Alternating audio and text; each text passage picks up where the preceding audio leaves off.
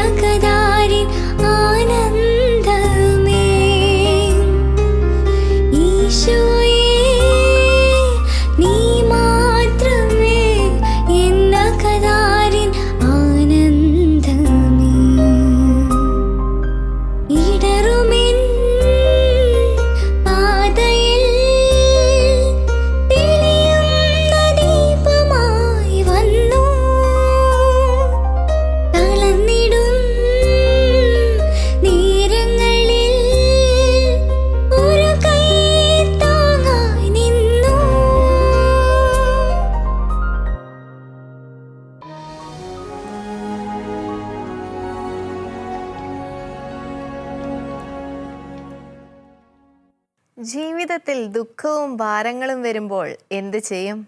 ജിസിൽ ജോസാണ് thoughts four ലൈഫിൽ നമ്മോട് സംസാരിക്കുന്നത്.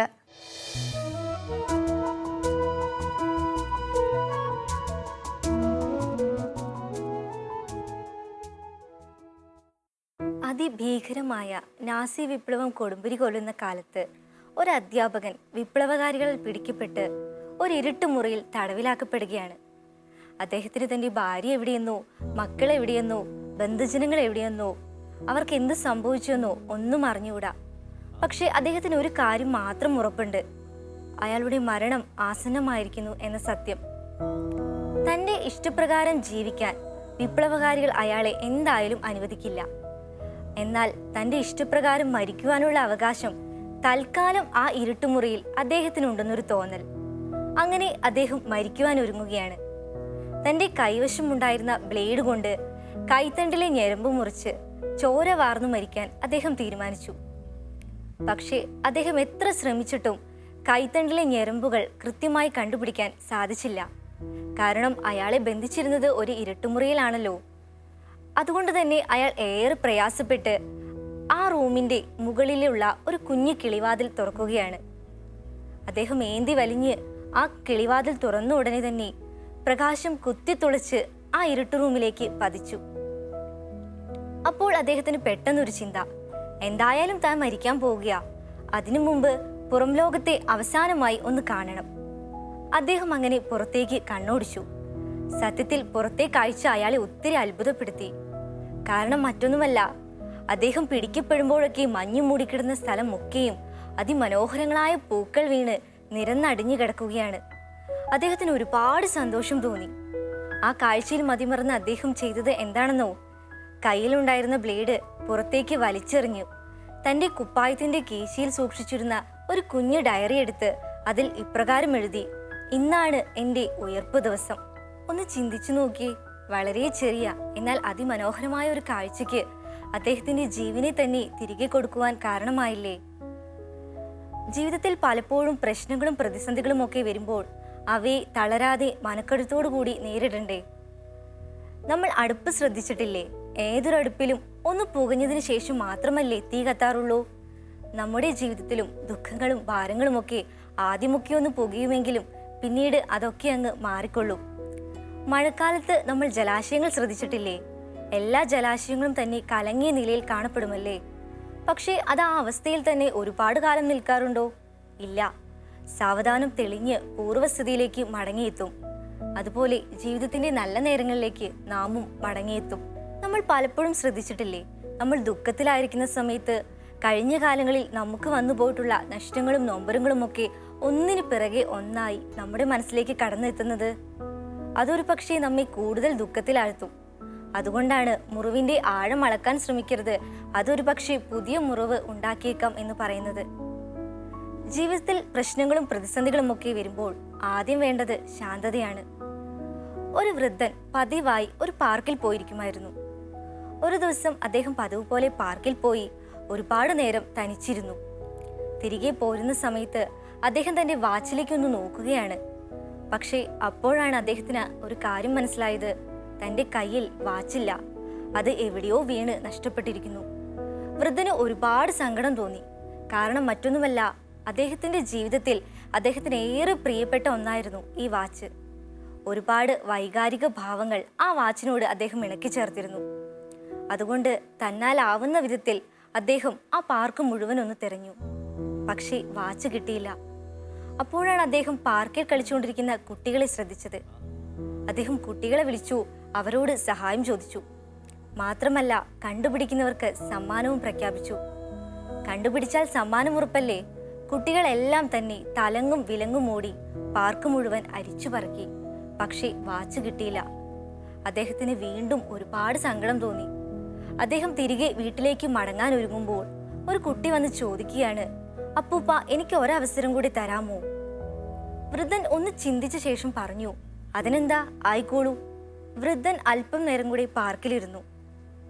അല്പനേരം കഴിഞ്ഞപ്പോൾ കുട്ടി അതാ വാച്ചുമായി തിരികെ എത്തിയിരിക്കുന്നു. വൃദ്ധന് ഒരുപാട് സന്തോഷവും അത്ര തന്നെ ആശ്ചര്യവും തോന്നി.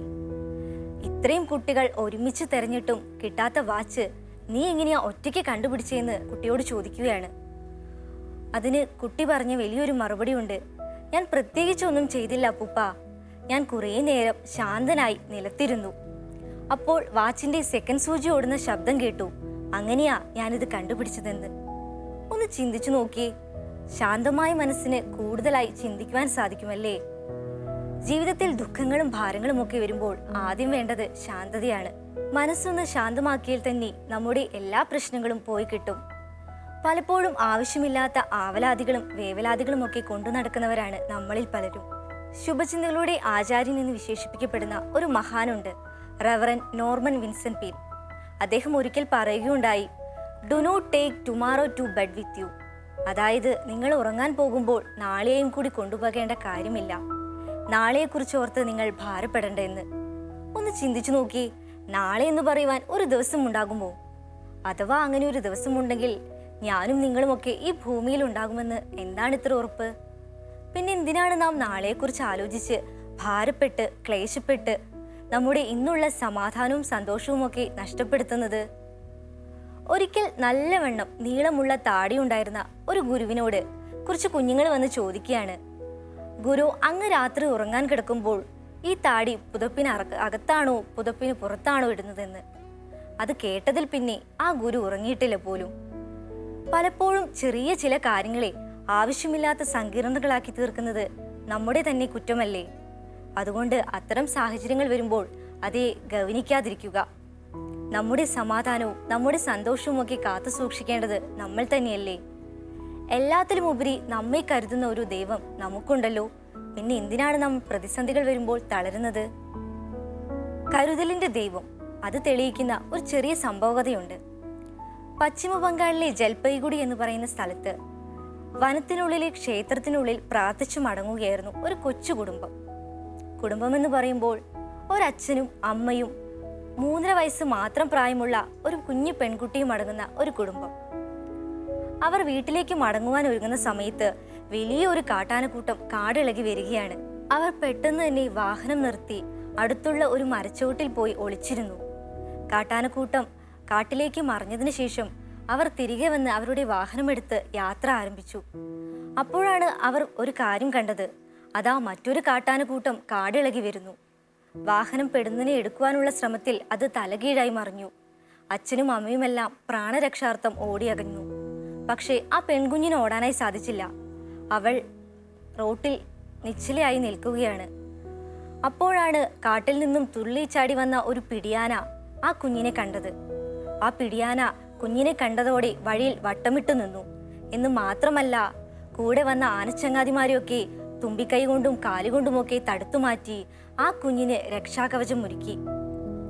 മറ്റു ആനകളൊക്കെ കാട്ടിൽ പോയി മറിഞ്ഞിട്ടും ഈ പിടിയാന, ഈ അമ്മയാന അവിടെ തന്നെ നിന്നു. അല്പനേരം കഴിഞ്ഞപ്പോൾ വേവലാതി പൂണ്ട മാതാപിതാക്കൾ ഓടി വരുന്നത് കണ്ടപ്പോൾ ഈ അമ്മയാന ചെറിയ ഒരു ശബ്ദത്തിൽ ചിഹ്നം വിളിച്ചുകൊണ്ട് കാട്ടിലേക്ക് മറയുകയാണ്. ഒന്ന് ചിന്തിച്ചു നോക്കിയേ, അമ്മയാനയുടെ പിടിയാനയുടെ രൂപത്തിൽ ആ കുഞ്ഞിന് രക്ഷാകവചം ഒരുക്കിയത് ദൈവം തന്നെയല്ലേ? നമ്മളെ കരുതുന്ന ഒരു ഉടയോൻ നമുക്കുമുണ്ട്. കഷ്ടങ്ങളിൽ, ഭാരങ്ങളിൽ അവിടുന്ന് ഏറ്റവും വലിയ സങ്കേതമാകുന്നു എന്ന ഉറപ്പോടെ, വിശ്വാസത്തോടെ നമുക്ക് ജീവിതം മുന്നോട്ട് പോകാം.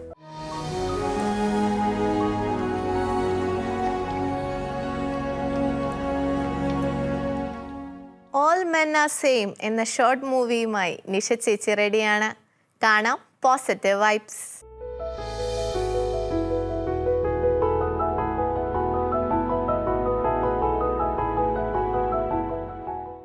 നമ്മുടെ ചിന്തകൾ, ബോധ്യങ്ങൾ, ധാരണകൾ ഇവയൊക്കെ വികലമാക്കപ്പെടുമ്പോൾ, നെഗറ്റീവ് ആകുമ്പോൾ സംഭവിക്കുന്നത് എന്താണ്?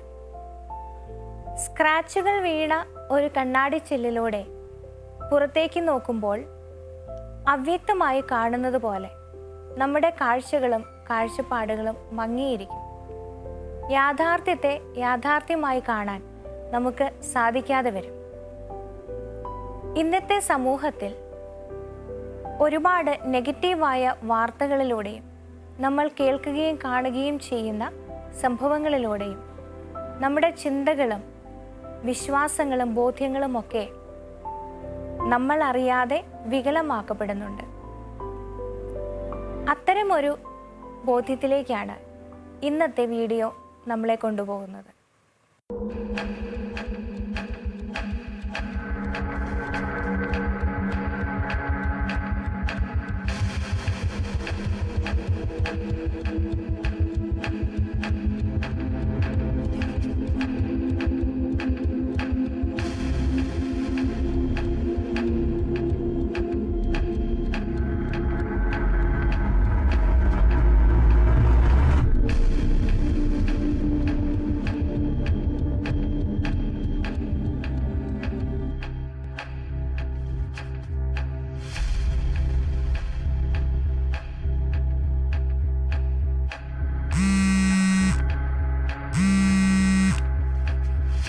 Hello. Hi, Anuradha. Kishore sir has announced a salary hike. Not sure whether your name is in the list. I worked so hard for this. I deserve a salary hike. Will I be in the list?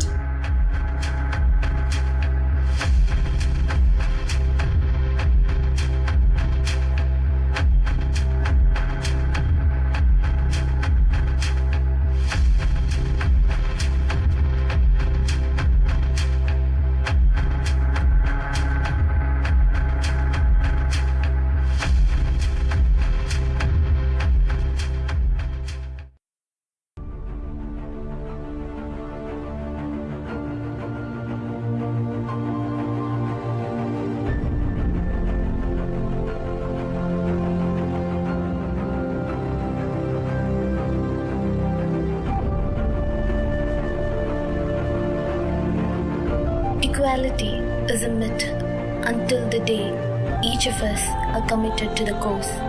Small acts matter. Be the difference. നമ്മളായിരിക്കുന്ന സമൂഹത്തിൽ ഇന്ന് വർദ്ധിച്ചു വരുന്ന ഒരു അപകടത്തിലേക്കാണ് നമ്മൾ കണ്ട ഈ ഹ്രസ്വചിത്രം വിരൽ ചൂണ്ടുന്നത്. ആർക്കും ആരെയും വിശ്വാസമില്ലാത്ത അവസ്ഥ. നിരന്തരം കേൾക്കുകയും വായിക്കുകയും ഒക്കെ ചെയ്യുന്ന, കണ്ടുകൊണ്ടിരിക്കുന്ന നെഗറ്റീവായ വാർത്തകൾ, പ്രത്യേകിച്ച് ദുരുപയോഗങ്ങളുടെയും അപകടങ്ങളുടെയും ആക്രമണങ്ങളുടെയും ഒക്കെ വാർത്തകൾ നമ്മുടെ ചിന്തകളെ വല്ലാതെ വികലമാക്കിയിട്ടുണ്ട്. കുറച്ച് സംഭവങ്ങൾ എടുത്ത് ഒരു വിഭാഗത്തിലുള്ള ആളുകൾ മുഴുവൻ അങ്ങനെയാണ് എന്ന് ജനറലൈസ് ചെയ്യുകയും അത് നമ്മളിൽ ഉറച്ച വിശ്വാസമായി രൂപപ്പെടുകയും ചെയ്യുന്നുണ്ട്. എല്ലാ പുരുഷന്മാരും അങ്ങനെയാണ്, എല്ലാ സ്ത്രീകളും ഇങ്ങനെയാണ് എന്നൊക്കെയുള്ള മുൻധാരണകൾ നമ്മുടെ മനസ്സിൽ രൂപപ്പെടുന്നു. അതുകൊണ്ട് തന്നെ പരസ്പരം ഭയത്തോടെയും സംശയത്തോടെയും കാണുന്ന ഒരു തലമുറയാണ് ഇന്ന് വളർന്നു വന്നുകൊണ്ടിരിക്കുന്നത്. കുടുംബങ്ങളിലാണെങ്കിലും നമുക്ക് ഈ പരസ്പര സംശയം ഇന്ന് ഒരുപാട് കാണാൻ സാധിക്കും. സൗഹൃദങ്ങളിലും പങ്കാളികളുടെ ഇടയിലും ഒക്കെ ഈ സംശയത്തിൻ്റെ നിഴൽ ഇന്ന് വളരെ ശക്തമായിക്കൊണ്ടിരിക്കുന്നത് നമുക്ക് കാണാൻ സാധിക്കും. തെറ്റുകൾ ചെയ്യുന്നതും അതിൻ്റെ ദുരന്തഫലം അനുഭവിക്കുന്നതും ആണോ പെണ്ണോ വ്യത്യാസമില്ലാതെ എല്ലാവരും ഒരുപോലെയാണ്. രണ്ടു വിഭാഗത്തിലും ദുരിതം അനുഭവിക്കുന്നവരുണ്ട്, രണ്ടു കൂട്ടരിലും തെറ്റുകൾ ചെയ്യുന്നവരും ഉണ്ട്. ഏതെങ്കിലും ഒരു വിഭാഗത്തെ മാത്രം നമ്മൾ ജനറലൈസ് ചെയ്ത് കാണുമ്പോൾ സമൂഹത്തിൻ്റെ തന്നെ പരസ്പരമുള്ള വിശ്വാസവും ഐക്യവുമൊക്കെ അവിടെ തകർക്കപ്പെടുന്നു. നമ്മുടെ ചിന്തകളെ ഒന്ന് പുനഃപരിശോധിക്കാനും കൂടുതൽ വ്യക്തത വരുത്താനും ശുദ്ധീകരിക്കാനും നമ്മുടെ കാഴ്ചകളെയും കാഴ്ചപ്പാടുകളെയും കൂടുതൽ റിയലിസ്റ്റിക് ആക്കാനും നമ്മൾ പരിശ്രമിക്കേണ്ടിയിരിക്കുന്നു. എവിടെയൊക്കെയോ നഷ്ടപ്പെട്ടു പോയ വിശ്വാസവും നിഷ്കളങ്കമായ സൗഹൃദങ്ങളും സ്നേഹവും ഒക്കെ വീണ്ടെടുക്കുവാൻ വേണ്ടി